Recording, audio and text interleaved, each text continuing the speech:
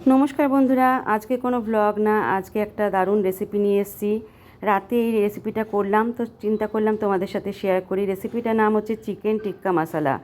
Boneless chicken দিয়ে এই রেসিপিটা করতে হবে, খেতে জাস্ট দারুণ হয়। তোমরা একবার ট্রাই করো অবশ্যই ঘরে।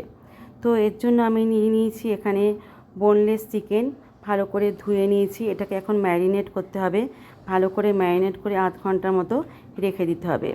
এর মধ্যে দিয়ে দিলাম আদা রসুনের পেস্ট। আদা রসুনের পেস্ট 1 থেকে 1.5 চামচের মতো এখানে আমি দিলাম।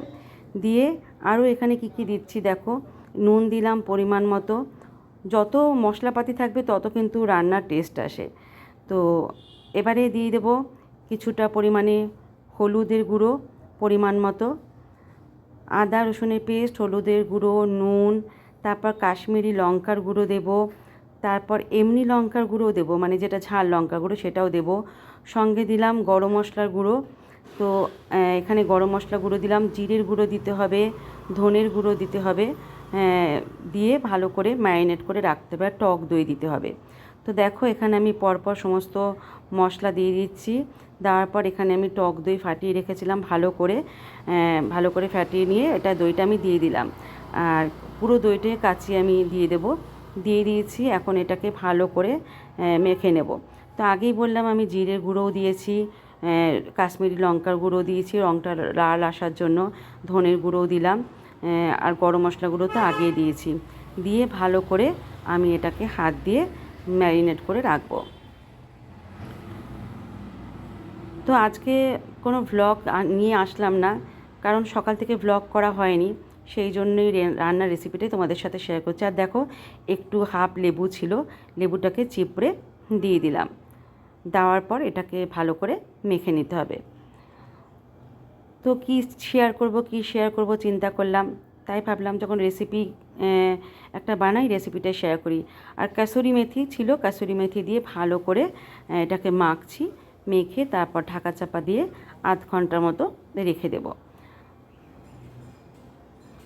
তো দেখো ভালো করে মাখাতে হবে যাতে মশলাগুলো সমস্ত এই বোনলেস চিকেনের গায়ে লেগে যায়।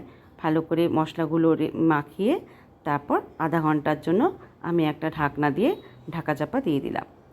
এখনও কিন্তু অনেক প্রসেস বাকি আছে, দেখতে থাকো ভিডিওটা, আশা করছি তোমাদের ভালো লাগবে। একবার ঘরে ট্রাই করে এভাবে। তো একটা ননস্টিকের কড়াই বসিয়ে নিয়েছি, এখানে 1 চামচের মতো বাটার দিলাম, আর অল্প একটু সাদা তেলও আমি দিচ্ছি। খেতে কিন্তু জাস্ট দারুণ হয়েছিল। রুটি, পরোটা, নান সবার সাথেই তোমরা খেতে পারো এটা। তো মাখনটা গলানোর জন্য একটু সময় দিতে হবে। মাখনটা গলে গেলে আমি যে বোনলেস চিকেনটা আমি ম্যারিনেট করে রেখেছিলাম সেটাকে একটা একটা করে দিয়ে আমি ভেজে নেব। দুপিট করে ভালো করে কড়া করে ভেজে নিতে হবে। তো মাখনটা মেল্ট হয়ে গেছে। তো দেখো আমি বোনলেস চিকেনগুলোকে পুরো ছেড়ে দিচ্ছি এই মাখন আর গরম তেলের মধ্যে দিয়ে, মানে একদম কড়া আছে, হাই ফ্লেমে রেখে কিন্তু এগুলোকে ভাজতে হবে। তো এক পিঠ যখন ভাজা হয়ে যাবে তারপর কিন্তু আর এক পিঠ ভাজতে হবে। তো খেতে কিন্তু জাস্ট অসাধারণ হয়। এরকম নিত্য নতুন রেসিপি খেতে কিন্তু আমার মেয়েরা খুবই ভালোবাসে। রাতের দিকে হলে ওদের ডিমান্ড হয় কী রান্না করেছো, এরকম একটা প্রশ্ন থাকে ওদের জন্য। রাতে ভ্যারাইটি রান্না করতে হয় আমাকে। তো দেখো এক পিঠ হয়ে গেছে, এবার আমি উল্টে পাল্টে দিচ্ছি, আরেক পিঠ ভালো করে ভেজে নিচ্ছি। এই চিকেনগুলো কিন্তু তুমি ভেজেও খেতে পারো, খেতে কিন্তু ভালোই লাগে, কারণ সমস্ত মশলা কিন্তু এর মধ্যে মাখানো রয়েছে। এগুলো কড়া করে ভেজেও শুকনো শুকনো টমেটো সস দিয়ে কিন্তু খাওয়া যায়। তো এখন যেহেতু রাত্রি হয়ে গেছে তাই আর ভাজা রাখছি না, একবারে গ্রেভি করে দেব। গ্রেভিটাই পরিবেশন করব যাতে রুটির সাথে সবার রাত্রে হয়ে যায়। তো দেখো ভাজাগুলো ঠিক এরকম হয়েছে। ভাজাগুলো একটা প্লেটে তুলে রেখে দিলাম। এবার আবার ননস্টিকের কড়াইটা ধুয়ে আমি বসিয়ে দিয়েছি। এবারে পরিমাণ মতো দিয়ে দিলাম সাদা তেল। সাদা তেলটা ভালো মতো গরম হয়ে গেলে এর মধ্যে দিয়ে দিলাম গোটা জিরে ফোড়ন, আর দেব 2-3টে এলাচ আর দারচিনি।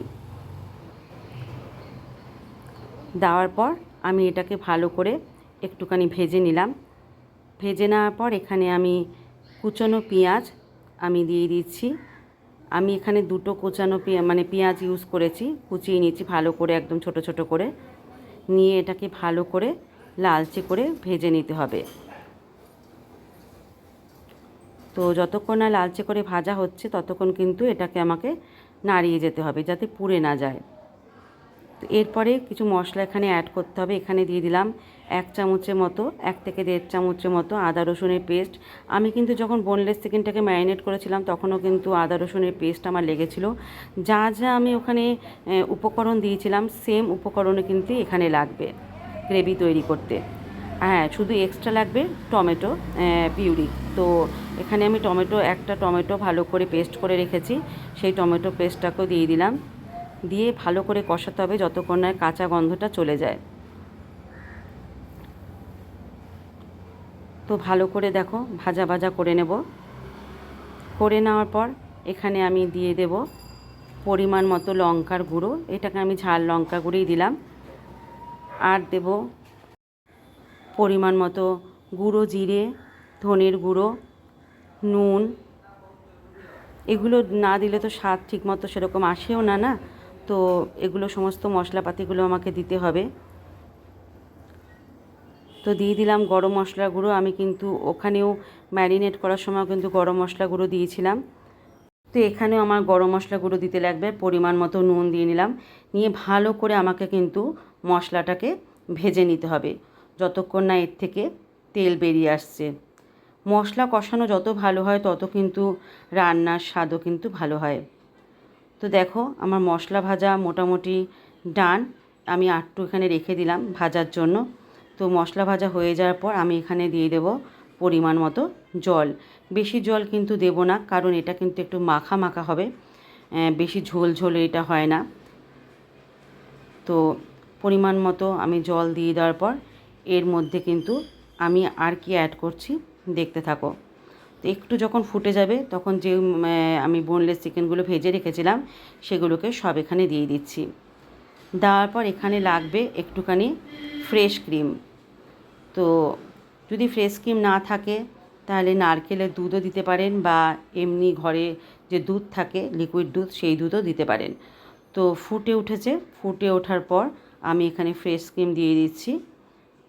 পরিমাণ মতো ফ্রেশ ক্রিম দেওয়ার পর এটাকে ভালো করে ফুটাতে দিতে হবে।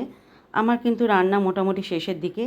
আর এখানে আমি দিয়ে দিলাম কাসুরি মেথি, গুঁড়ো করা কাসুরি মেথি দিয়ে ভালো করে নাড়িয়ে নিলাম।